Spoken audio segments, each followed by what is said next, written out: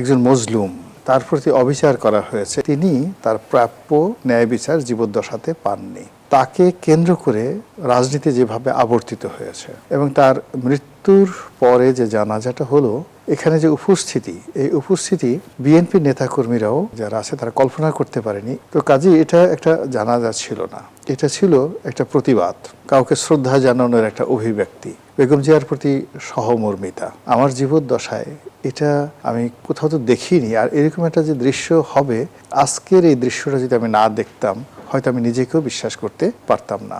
রাজনীতিতে যদি কোনো একটি মানুষের একটা উইল ফোর্স থাকে, তার দেশ এবং জাতির কল্যাণ করার জন্য তার মনের মধ্যে যদি একটা অন্তর্নিহিত ভাবনা থাকে, তাহলে মানুষ কৃতজ্ঞ চিত্তে তাকে স্মরণ করে। বেগম জিয়া তার সুদীর্ঘ রাজনৈতিক জীবনে তিনি রাজপথের নেত্রী, সংসদে বিরোধী দলীয় নেত্রী এবং প্রধানমন্ত্রী।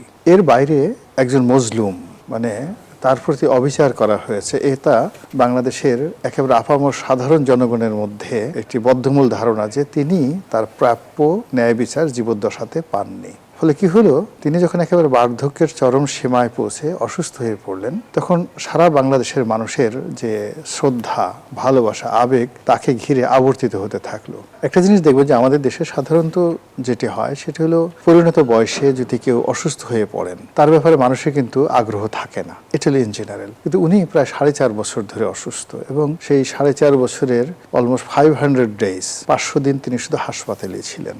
এত দীর্ঘ রোগ ভোগের পরেও তাকে কেন্দ্র করে রাজনীতি যেভাবে আবর্তিত হয়েছে, তাকে কেন্দ্র করে যেভাবে মানুষের আবেগ ভালোবাসা আবর্তিত হয়েছে, তিনি যেখানেই চিকিৎসাধীন ছিলেন হাজার হাজার নেতাকর্মী বলা লাগে নাই সেখানে গিয়ে উপস্থিত হয়েছে। এবং তার মৃত্যুর পরে যে জানাজাটা হলো, এখানে যে উপস্থিতি, এই উপস্থিতি বিএনপি নেতাকর্মীরাও যারা আছে তারা কল্পনা করতে পারেনি এত ব্যাপক সংখ্যায় উপস্থিত হবেন। আমি নিজে যেটা সকালবেলা যখন গেলাম, আমি এক্সপ্রেসওয়ের উপর গেলাম, দেখলাম যে এক্সপ্রেসওয়ে পার হওয়ার পরে মহাখালীর এদিক থেকে পুরো এক্সপ্রেসওয়ে গাড়িতে ভরে গেছে। তো গাড়ি থেকে নেমে শত শত মানুষ সেই এক্সপ্রেসওয়ে দিয়ে তারা নেমে গেল। এখন আমি ওখান থেকে আমি ঠিক উপরে থেকে দেখতে পাচ্ছিলাম। তো মহাখালী থেকে যখন আপনি বিজয় সরণি থেকে আপনার সোনারগাঁ রোড থেকে একেবারে মগবাজার মোড় পর্যন্ত লোকে লোকারণ্য দুপুর 1টার মধ্যে, কোনো লোকে লোকারণ্য। পরবর্তীতে যেটা আমি জানতে পারলাম যে পুরো মিরপুর রোডের একেবারে 7